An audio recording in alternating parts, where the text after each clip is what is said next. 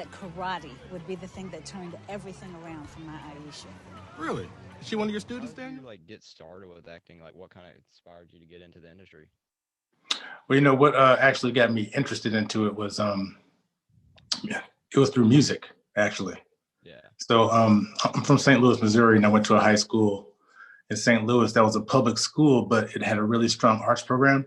Yeah. So like it was known for like the high school musicals and like the jazz band and like the orchestra and all that kind of stuff. So I started off playing trumpet, and from like I think fifth grade all the way through high school. And one day, a buddy of mine, I guess you could say he's kind of famous now. Like he's like done like a bunch of movies like Drumline and Heroes. Leonard Roberts. I grew up with him, and we had an audition for a show, West Side Story, that he told me that I should audition for because like obviously there's lots of guy roles in that. Oh yeah. The whole gang thing, the Jets and the Sharks. Yeah. So I auditioned for that, and then had a good time with it. But then the following year we did a musical where they needed someone to be an actor on stage and be a musician. Yeah. So they cast me as a part in this musical, and I was able to play my trumpet on stage and then also Act as well. act. Yeah. And then that was when the wheels started turning. I was like, okay, maybe I could actually build a career playing trumpet and acting. Yeah. And then I saw a movie in 1990, Mo Better Blues. Yeah. With Denzel Washington and Wesley Snipes, and it's a Spike Lee movie where he plays a trumpet player. Yeah. And after seeing that movie, that basically solidified my desire to be an actor. So, what was your audition process like for Cobra Kai? So I live in New York. Yeah. And like now it's more common with the pandemic and everything, but when you have people who live in LA and New York for a show that shoots in Atlanta, like Cobra Kai, they basically have actors send in self-tapes. Yeah. And so my agent in Atlanta sent me the audition for it, the breakdown. And the breakdown, actually, it had Jack and Dave. Oh, and they said, basically, audition for who you want to audition for. Yeah. So I saw the size, and like, Jack was a bigger part, so I went ahead and auditioned for that. Yeah, sure. Yeah. And what they did with these particular scenes are called sides with auditions. Yeah. They integrated both Dave and Jack's role into one. Yeah. So I auditioned for the Jack role, but even though they like added some of Dave's lines in there. Yeah. So I sent them that tape, and they cast me as Dave in it. Did you audition for both of them? No, just for Jack, and then Vishesh, I got the part. But what was funny was that when I found out that I got the part, I thought that I got Jack. Yeah. So like then once the deal was closed and they sent me the contract and everything, I was like, oh man, I got the smaller part in Dave. But it was cool. It was fun. Yeah. So what was it like working on Home Alone 3? Oh, dude, like that's the one moment where I really wish that we were in the same era that we are now with social media and stuff, because it was my first movie. It was my first time having like a huge trailer, and Scarlett Johansson was in it. Yeah, no, that's what, she's so young in that. Yeah. So like so it was kind of cool, now looking back and thinking like, wow, but I actually met her in my first day there, and like you could kind of tell even then that like there's like a mature kind of seasoned kind of air to her personality. Yeah. So like it's no surprise to me now that she blew up. But it was fun, man. The audition process for that, there was probably like easily 300 people at the audition. Oh, yeah. I could definitely see that, with a huge movie like that. Yeah, and so when I went in for the audition, it was basically just one line. Yeah. But it's the last line of the movie, so it's it stands out. Yeah, I watched it for the first time last night. I'd never seen the third one. Yeah. How'd you feel about that? I think it's underrated, but I don't think it's as good as the original too.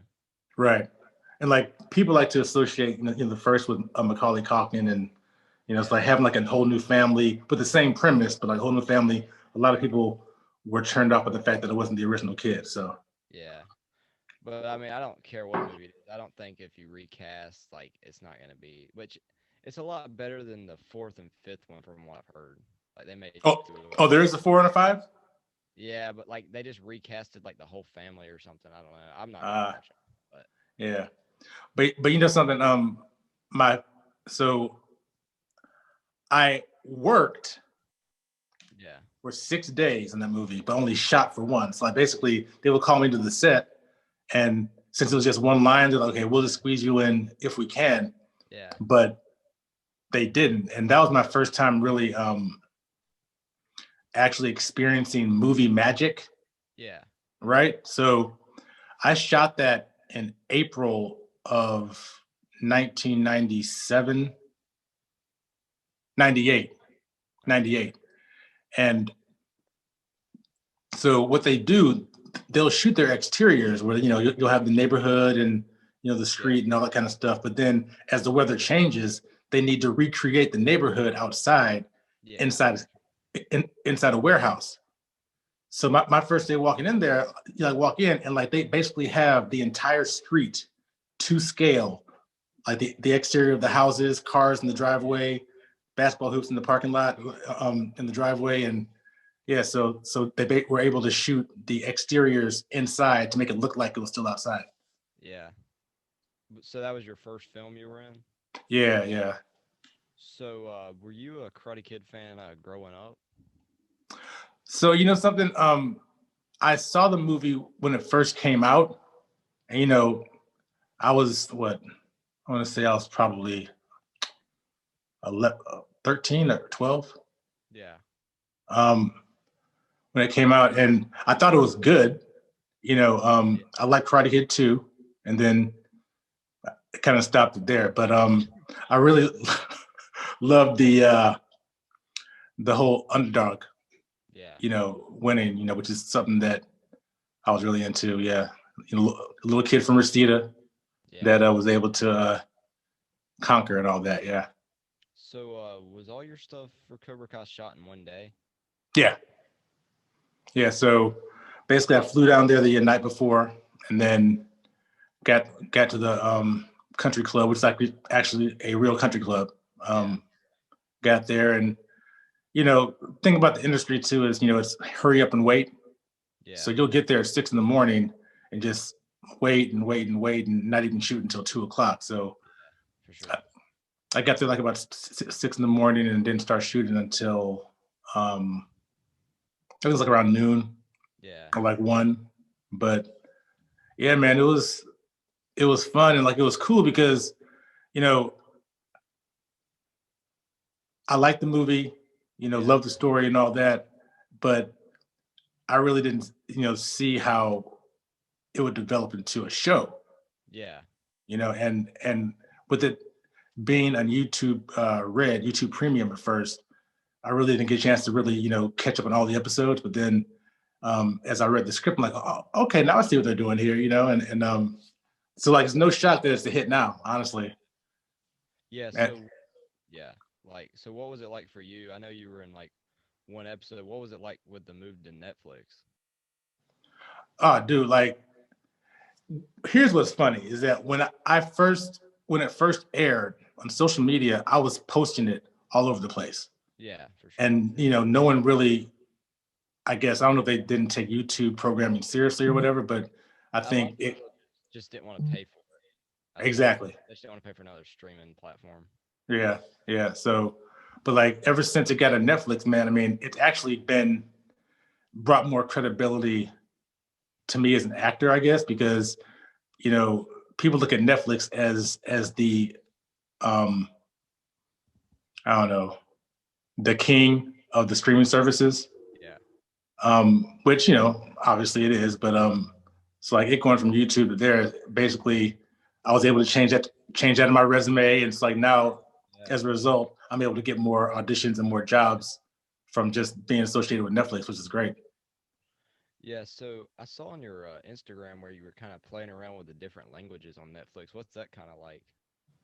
Oh, dude. So every year I go to Italy.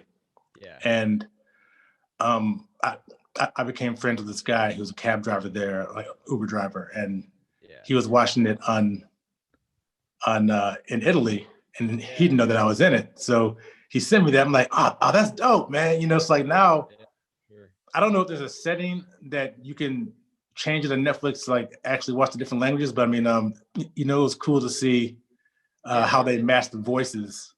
Yeah, you know, there's like 50 different languages you can change it to. Yeah, I'm gonna have to do that, man, because you know, like I thought it was cool how they were actually able to match the voices and match the actual tone of all the different characters. So, you know, even though it's a different language, it actually kind of sounds like us, but not really. But yeah. Yeah, because a lot of like, especially like older movies, like when you get like, it doesn't sound at all like the actual person. Exactly. But Yeah. what was it like to work on NCIS Los Angeles? Oh man. So here's something I can say, you know, and this actually goes to Ralph Macchio and the people at Cobra Kai too. So Yeah. a lot of the times when you are, you know, basically like a guest star, like a guest in the show, it's essentially it's their house. You're the guest coming to visit, essentially. Yeah. You know, so with NCIS, they invited me to the table read, and you know, I had a couple of lines. You know, I get shot and killed in it. Yeah. But they still invited me to the table read, which is basically, in a lot of ways, the table read is an extension of the audition.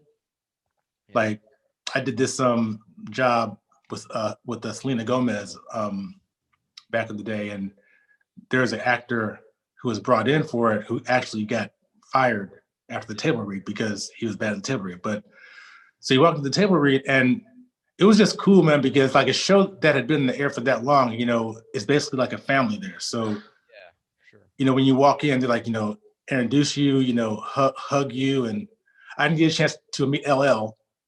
He was there, but he was kind of in the corner to himself. But no, I mean, it was fun. Honestly, anytime you get a job,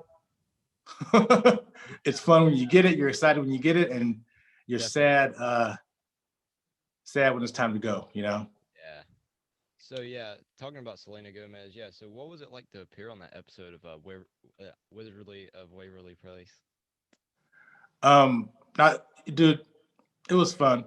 I mean, and actually, that actually made me realize how much I want to do a show like Disney or Nick Jr. or whatever, because one, the schedule is sick. Yeah. Because, Because of the kids like having to do schoolwork and stuff. Exactly. So basically, as an adult in the show, you know, you're probably working 20 hours out of the week, 25 hours out of the week. But no, you know, it was fun. Like that was my first time doing a show with a live audience as well. So it's almost like doing a play. Or like theater type of deal there. Exactly. But you know, all the cameras set up and everything. But you know, it was cool, and it was very different because with like a lot of the shows like NCIS or, you know, FBI or Cobra Kai, as an actor, it's more grounded. Yeah. You know, basically it's like, you know, two people talking, having a conversation, they're very naturalistic or whatever. But with a show like that, even at the audition, they're like, okay, we need you to be as elaborate, as big, as over the top as possible. Yeah. You know, I guess kids like that or whatever. So that was cool, man. Like it was fun. And like I've been talking to my agent, like, get me another show like that, because that was just really, you know, it actually kind of reminds me of what it was like when I was doing my plays in high school. Yeah. Exactly. Yeah. Good times. So what is your dream role, like, or type of genre that you want to be in next? Well, I just finished shooting a hospital series that comes on a particular network. My manager said I can't talk about it because like they're very much, you know, you really can't advertise stuff until you gotta sign NDAs, all that type of stuff. Exactly. But I just finished shooting that, and like honestly, to be a series regular on a medical show like Grey's Anatomy or, you know, The Resident or something like that, that would be ideal. Or a show like CSI, yeah, or Law and Order, actually. Oh yeah, definitely, yeah. You know, which is funny because I have like a little inside joke with my friends. The Law and Order shows, if you're a regular in that show, that show tends to be geared towards the guest stars. Yeah. Because if you ever watch those shows, the people who are the lawyers and the cops, all they pretty much do are ask questions. Yeah. You know, where were you at 10 o'clock on Saturday? Yeah. Who were you with? Yeah. Was it dark outside? Did you come across this person here? Yeah. Does this person look familiar to you? You know, yeah, like a procedural, like a medical law or a police show would be great. But on the other hand, I'm telling you, like, honestly, being a regular in a TV show would be great. But like, you know, obviously, like I said before, with the whole Disney and Nick Jr. job. Yeah. But in terms of long term, as far as building a career off of something, definitely like a medical or yeah, for sure. yeah. So, did you have some stuff cut out of Cobra Kai? Because I saw your video of your audition, and some of that wasn't in there. Right. Actually, there was something that was cut that wasn't part of the audition. Oh, okay. Yeah, because like they basically added like a pretty lengthy monologue for Dave about how his kid was being bullied because he played the French horn or whatever, and I was like talking to them about that, and they actually cut that out. But in the audition, as far as the dialogue, I don't think there was anything that was cut out because they integrated Dave and Jack's lines together. So okay. yeah, so yeah. So yeah, what was it like getting to? Did you see Ralph's yellow car while you were there? I didn't know. Vishesh was flaunting that on Instagram. I was like, man, that was dope, you know. Like, but yeah. So yeah, what was it like getting to work with Ralph? Dude, and okay, so going back to the set being your home, right? Yeah. A lot of the times when you show up on a set and you know you have the people who are the stars of the show who your scenes are with, a lot of times they won't really talk to you until it's time to start working, right? Sure. But in between shots, he actually came over and like, you know, hung out with me and Vishesh, asked if we wanted to run lines, which is something that is that rarely happens. But we like sat around and talked, and my agent, when he sent the audition, he said that this is a recurring role. Yeah. So when we're Vishesh and I and Ralph were sitting around talking and running lines and everything, he was really trying to plug us to come back, you know? Yeah, for sure. Because I think that's one of the first times where his character was actually established as having friends outside of work and everything. So yeah, so no, like he was cool, man, and really just down to earth, really grounded. Yeah. And you know, the thing that really stood out to me was the fact that outside of him being humble and, you know, all that, he was really grateful to actually have a job, you know? Yeah. A lot of times actors who are kid stars, you know, exactly, like it's kind of hard for them to transition to adulthood, but he, you know, he's working, he's doing that, and he's doing the Deuce as well. Yeah. Yeah, so like he's been working a lot, which, you know, and he was very grateful and very humble, very cool. Yeah, so I got just a couple more questions. What was it like to work with Kim Fields? Dude. Well, you know, what's funny is that I didn't know she was going to be in the show. So when I arrived and got the call sheet and saw her name there, I was like, oh my gosh, what? So like then I was able to, That's what Vishesh said. He said he didn't know that she was going to be there either. Yeah, so because like when you show up, I mean, basically you know who your scenes are with in terms of you like see the size and like see that Daniel, you know, and myself were in the scene, but when you see the other characters, you don't know who they cast like until you get there. So I was actually, I don't want to say I was more excited to meet Kim, but there's definitely something, because the thing about TV is that when you watch TV and, you know, her being on the Facts of Life and in the shows in the 80s, Yeah. when they come into your home every week, you kind of feel like you know them. Yeah. Other than maybe just a couple movies or something like that. Right. Yeah. But with her, and there's kind of a personal connection too, because my older brother actually wrote her some fan mail back when he was a kid, and like a few letters, and obviously she never responded. So Yeah. I was kind of teasing her about that, but like she was very cool, man, like very, very sweet. And, you know, once again, like she was just, you know, like a real person, no airs about her. And she actually revealed that she had a little crush on Ralph when we were heading to the set. So it's kind of like, okay, I was excited to be working with her because of my brother's crush, but she was excited to be working with Ralph because of her childhood, you know, crush. And you would think that, you know, with people who were, you know, basically stars in that time frame, yeah, like in the 80s or whatever, you would think that they would have met at some point. Yeah. So it was kind of, you know, fascinating that all those years later, now they're working together in the show, and it's their first time meeting. So it's kind of cool. Yeah. So I got one last question. What's your advice for any upcoming aspiring actors? Stay in class, stay training. You know, even if you're working all the time, you know, there's always room to grow. And as you grow as an individual, you always want to grow as an actor, because I'll always tell people this: acting is like going to the gym. If you go to the gym every day for a year, you're getting strong, you're getting your muscles strong, your endurance, the running, whatever. Yeah.